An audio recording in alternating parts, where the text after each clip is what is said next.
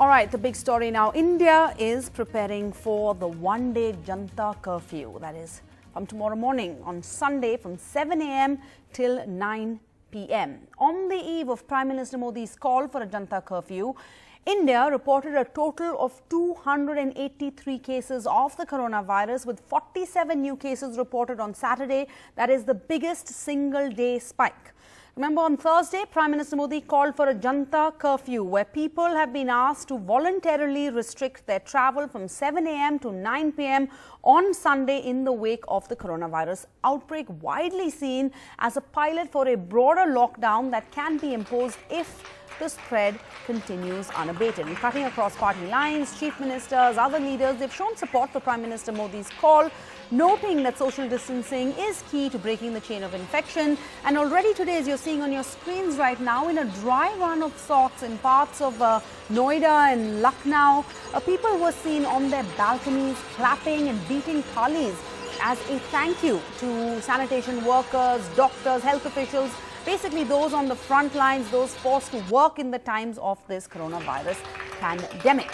Remember, Prime Minister Modi has appealed to all Indians to do the same at 5 p.m. tomorrow, that is on Sunday, the 22nd of March. But clapping will not help, is what Rahul Gandhi has said on the coronavirus outbreak, pointing out the impact on our already fragile economy. So, does India need to do more? Does the Indian government need to do more to tackle the COVID-19 crisis that has now led to at least 283 cases in India so far? Well, joining us on the show tonight, we have Desh Ratan Nigam. He's a political analyst with the RSS. We have Sanjay Jha, spokesperson of the Congress, and Dr. Anant Mohan, head of Department of Pulmonary Medicine at the All India Institute of Medical Sciences. Mr. Jha, to you first. You know, so many jokes do the rounds about how fear spreads when Prime Minister Modi announces that there's going to be a speech at 8 p.m. But on a more serious note, Prime Minister Modi basically seems to have hit all the right notes. Take this seriously, he's telling Indians. Don't hoard, only do essential travel. He talked about empathy, sympathy for others. He said there would be an economic support in due course. Your reaction to his speech and and its contents? Sarah, first and foremost, and I've said it earlier, that the Prime Minister did not undermine or underestimate the extremely ferocious threat of coronavirus. I mean, the world is understanding how dangerous and absolutely diabolical this invisible monster is. And I think in India, we need to take cognizance of it. I think I'm glad the Prime Minister did not mince words in telling all of us in India that please do not get complacent or laid back, because the number of cases in the public domain do not seem to be as staggering compared to other countries. The second point is involving public participation, which he's doing tomorrow through the janata curfew. I think a lot of people have had negative reactions to that, saying, well, you know, bottom line, how will it make a difference? But to engage the public in this huge ominous battle is, I think, the right step. You can't really be critical about that. The worry that I have, and I think that Mr. Gandhi has expressed and the Congress party has said, that this is an incomplete task, because Sarah, the truth is that right now saving human lives, the medical emergency has to be the priority, and I'm glad we are focusing on it. But we cannot ignore the other reality, which is the devastation is creating in the lives of those who get daily wages, the middle class, where many of them are going to be laid off and will have EMIs to pay. The third, the larger, severe economic turmoil that is going to follow, which is the long-term damage to the economy. Which will, frankly speaking, a lot of experts are already talking about a very serious dip in terms of recession, which could be a U curve, it could even be an L curve. So, you know, those who were very optimistic earlier that there'll be a V curve, a sharp fall and a sharp rise, are now revising their opinion. So the government has not really addressed the issue of what we believe is fundamental, the economic package, even as we battle, you know, what is clearly the challenge of having more testing and ensuring that there are enough medical infrastructure available, both public and private, to take care of those who are extremely worried and may become vulnerable in the days and weeks ahead. All right, the two important points there, Mr. Nigam. One, India's economic preparedness, and two, India's medical preparedness. No mention about the fact, many concerns have been raised about the lack of testing. Is India doing enough testing? Today we've seen the largest jump in the number of cases. Could it be much worse? We don't know, many experts are pointing out, because not enough tests are being done. Prime Minister Modi hasn't mentioned anything about that, leading many to ask, are we going into this battle clapping hands, being unprepared? Let us be very clear that medical preparedness is something which the government has taken it very seriously, and steps are being increased every day. At this stage, these random sampling has been done. They have been tested, and so far they have shown a negative result so far as community transmission is concerned. But I don't think government is lax. Government is fully aware of it. Prime Minister Modi wanted to make the entire India aware of the seriousness of the situation, which I believe he has been able to convey it, and he is under the expert advice of his team of doctors, the medical team, the health department, and it is time for us to perform our duties as a responsible citizen. And so far as economy is concerned, I am sure it will take an impact, but we are resilient enough to take this impact like any strong nation. But we should be also careful not to project something which we have not seen. Yes, impact will take place, but to project something that something is really, we are really going down the hill is not the kind of, statement that I am looking forward from anyone. Okay. So right now the purpose is to involve everybody and to be a participative democracy for something which may worsen or may not worsen. But Mr. Nigam, almost all other countries have outlined some revival plans. If I could just focus on the economic issue first, which is what Mr. Jha has pointed out. There was no mention of revival plans. There was a mention that, yes, this task force will be set up to deal with the economic outcome, the reverberations, the repercussions of this pandemic and its impact on India. I am sure they have a plan, but they are not going to, advertise it. The task force has been made for this purpose. It is continuously keeping an eye on the rate of increase or infections, and therefore let me tell you, let us trust our government at this very crucial juncture. These 2-3 weeks are very, very important, and we all have to be in it together. Mr. Jha, let us trust our government. It's back to that. You have to trust the government. You cannot criticize it. Certainly, you're jumping the gun by criticizing it at this stage. Sarah, let me tell you, I would like to actually, through the medium of the NDTV, tell Mr. Nigam, who's a supporter of the BJP, and to the government, please borrow the Congress's Nyay during the 2019 election manifesto. We lost the election, we couldn't bring it up into play. This is a very good time for the government to take that concept, execute it. It doesn't matter if the BJP takes the credit, we have no problem. This is a fight right now to make sure that those who are disadvantaged, marginalized, get a certain basic minimum income. You know something, I'll give you an example, Sarah. There are so many people in Mumbai who are sandwichwalas, who make these pakodas and stuff like that. What you call it, the patata wada guys. I mean, where are they going to get their monthly or their daily incomes from? A family lives on that basis. There are pictures of how so many people from Bihar and Uttar Pradesh, jobless, no incomes, are going to the station.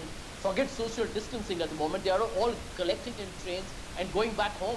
Now, the only way you can reassure them that they can still subsist and continue to live wherever they are, if you guarantee them very quickly about what the package can be. And the government has had a massive windfall in terms of the collapse in crude oil prices. They should leverage this at the moment to go to the people of India and say, listen, don't worry, we are there with you and we will provide you with this package and execute it. All right, so there are many others who are also on the front line in this war against the coronavirus, Mr. Nigam. Tell us, the emphasis on the clapping, the clanging of vessels, does that in any way detract from the substance of what was a very good speech by the PM? No, certainly not. And you have the international examples of this kind. And I'm telling you, the system is under stress. The medical professionals are under stress. Mr. Nigam, the international examples have not come because that's what the Prime Minister has asked for. These international examples have come from, persons themselves, societies. Yes. They have come from themselves, and it is nothing, unusual if the Prime Minister is asking. And therefore, people are supporting him. And this is one way of showing our gratitude and, improving their morale. and that is absolutely necessary, and especially these 2-3 weeks are very, very serious, and we must all participate. And secondly, various state governments have announced, I know that one of UP, that they are providing a lot of relief to the daily workers and wagers, and it is the front line are the state governments duly supported by the center, and center is keeping a close watch and eye on the situation. Well, one worrying fact is that many migrant labor are starting to move back to their villages in various states, in rural India, in the hinterland, and the Prime Minister saying don't move, don't travel, railway saying postpone your journeys, but what do they do staying back if they can't earn a living?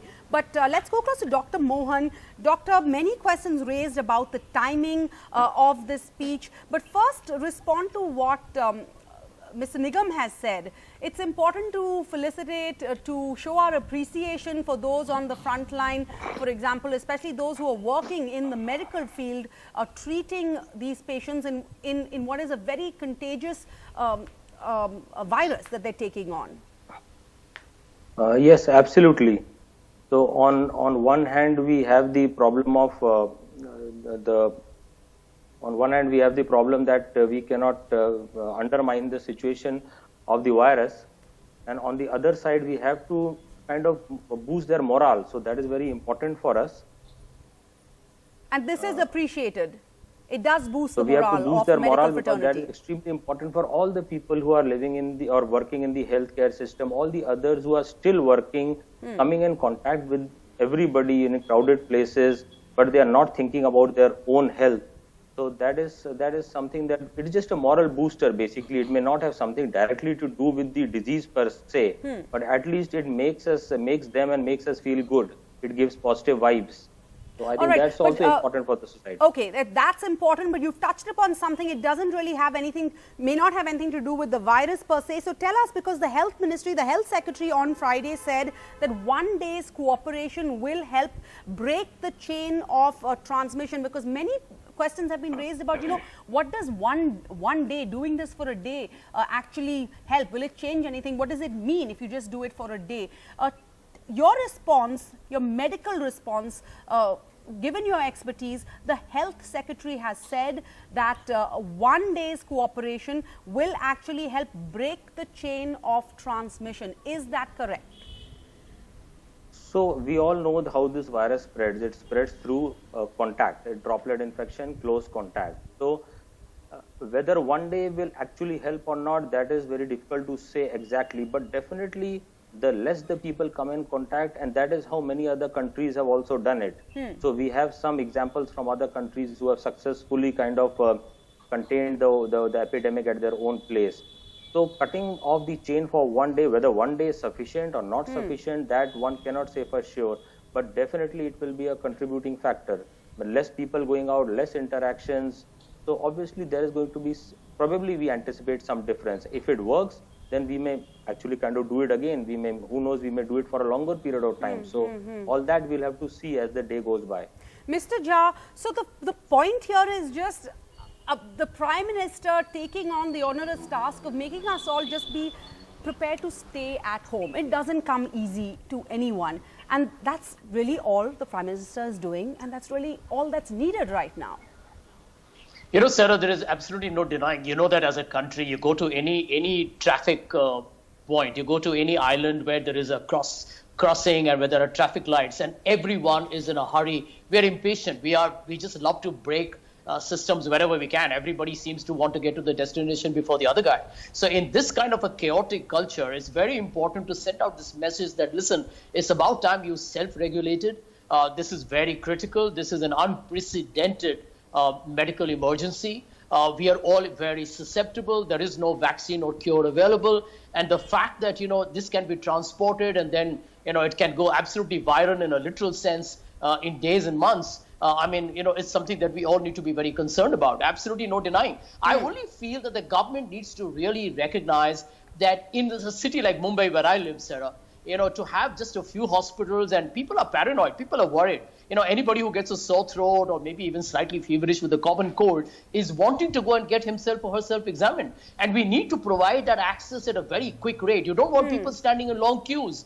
For all you know, when standing in a queue, people can infect each other there. So I think providing private medical participation, more public access, more ventilators and masks, these are real crisis points that the government still hasn't responded. And my kind request to the government will be hold daily press conferences, get the health minister, the prime minister doesn't have to talk every day, get the health minister to make disclosures of how we are doing, what are the number of cases, what are the positives, and you can even highlight the negatives. Be transparent, and I think people will rise to the occasion.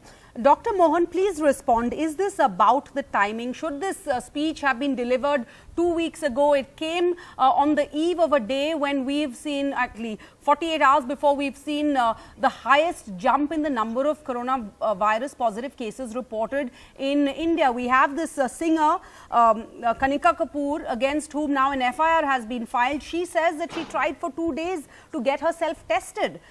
Is the government doing enough? One, has it been proactive? And where do you stand on the fact that there's been so much criticism about there's not enough centers for testing and not enough people who want to get tested, who think they should get tested, are being able to do that?